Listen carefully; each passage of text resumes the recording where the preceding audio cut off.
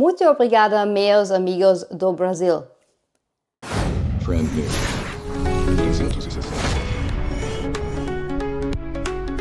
A jornalista investigativa alemã Vicky Richter vivenciou uma série de incidentes controversos durante sua passagem pelo Brasil para produzir um documentário sobre liberdade de expressão e censura no país. A situação incluiu dificuldades em obter entrevistas, acusações públicas e até uma detenção no aeroporto, o que levantou preocupações sobre a liberdade de imprensa no Brasil. Vicky, que buscava apresentar uma visão ampla sobre o tema, entrevistou diversos parlamentares brasileiros e tentou uma entrevista até mesmo com o ministro Alexandre de Moraes, do STF. No entanto, não obteve resposta de seu gabinete. Pouco depois, uma publicação em um portal lulista acusou Vicky de ser negacionista e extremista, desqualificando sua atuação. Ao retornar à Alemanha, Vicky foi detida no Aeroporto Internacional de Brasília sob a alegação de que teria entrado no país ilegalmente. O caso ocorreu em setembro de 2024. A jornalista publicou um vídeo em suas redes sociais explicando toda a situação. Hello, I'm Vicky Richter. I'm an independent journalist and I'm producing a documentary about Brazil and its fight for freedom of speech against de Moraes. And it's mostly about de Moraes and what he did in Brazil and still does. And I want to tell you a little story how I finally got to know him a little bit better. So I tried to interview de Moraes too, because I had the chance to talk with several deputies from the opposition, like Eduardo Bolsonaro, Marcel van Hattem, Gustavo Gaia.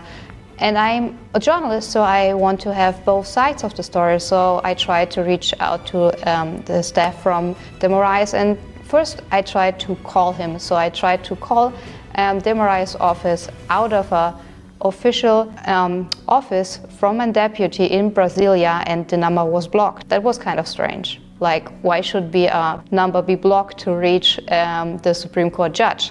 So we made a try to, if it's only because the telephone was broken or is it really blocked. So we tried to call this office from de Moraes with a normal private phone, a Brazilian private phone, and we went through.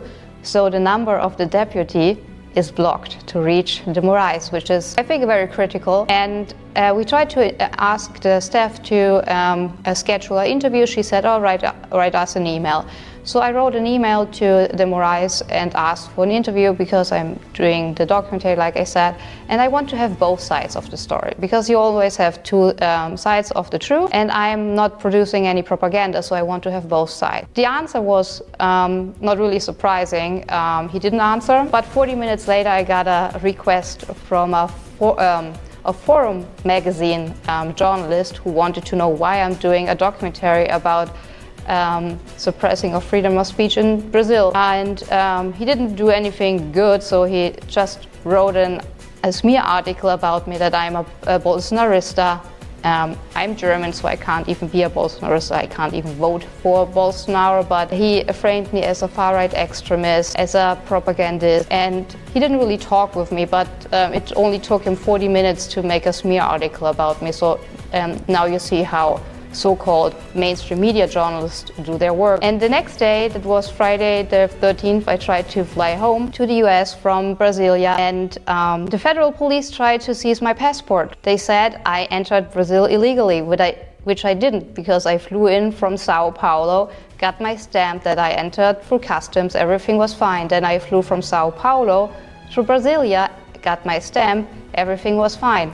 So all of a sudden, after reaching out to de Moraes and Lula asking for their opinion why they're doing this to Brazil for a documentary, the Brazilian federal police says, you entered Brazil illegally. After a while at the airport, they let me go because there was no lawful reason to keep my passport and let me stay in Brazil. So I flew home, but this is how the federal government in Brazil treats foreign journalists who wants to expose what's going on in Brazil, because they try to silence me.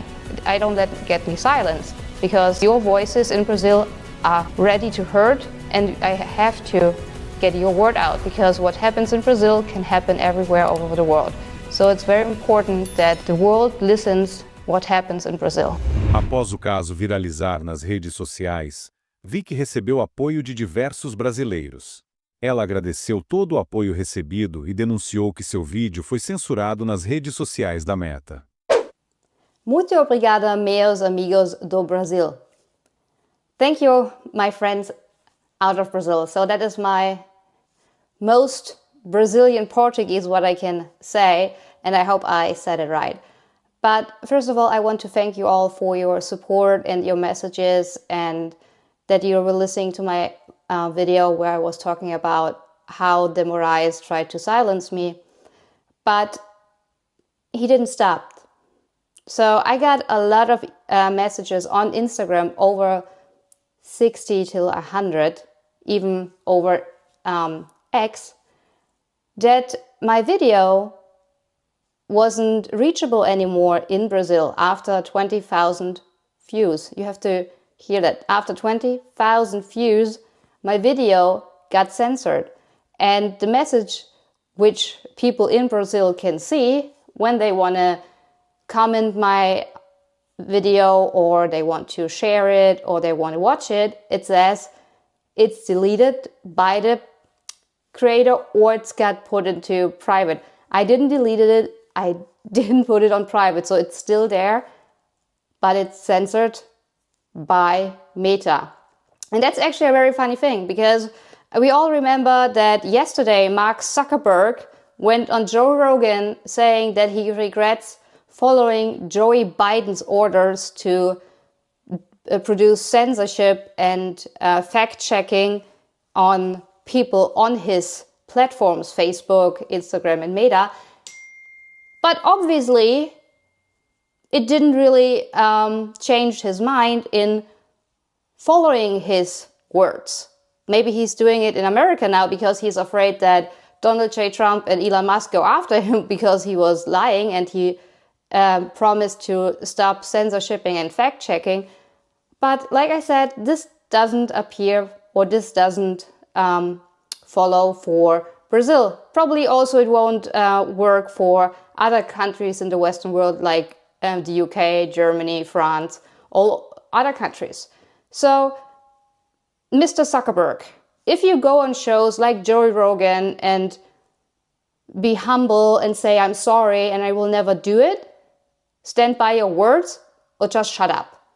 Because the people in Brazil, they deserve to know what their government is doing, and they also deserve that people like me, journalists, go there, give them a voice and publish it, and not to be afraid to get censored by an algorithm, because you are still following the devil and evil.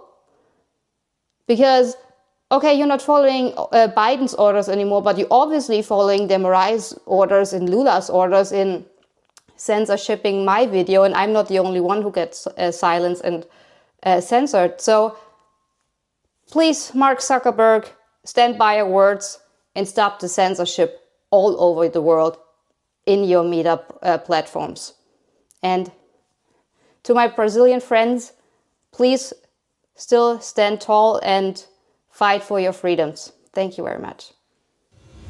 Vicky não foi a primeira jornalista estrangeira a enfrentar intimidações em aeroportos brasileiros. Em 25 de fevereiro de 2024, o jornalista português Sérgio Tavares foi detido pela Polícia Federal ao tentar ingressar no Brasil pelo Aeroporto Internacional de Guarulhos, em São Paulo. Na época, o jornalista acusou a PF de perseguição por conta de suas declarações sobre o STF. Gostou do vídeo? Não se esqueça de curtir e se inscrever no nosso canal. Dessa maneira, você se mantém atualizado sobre os temas mais comentados da internet.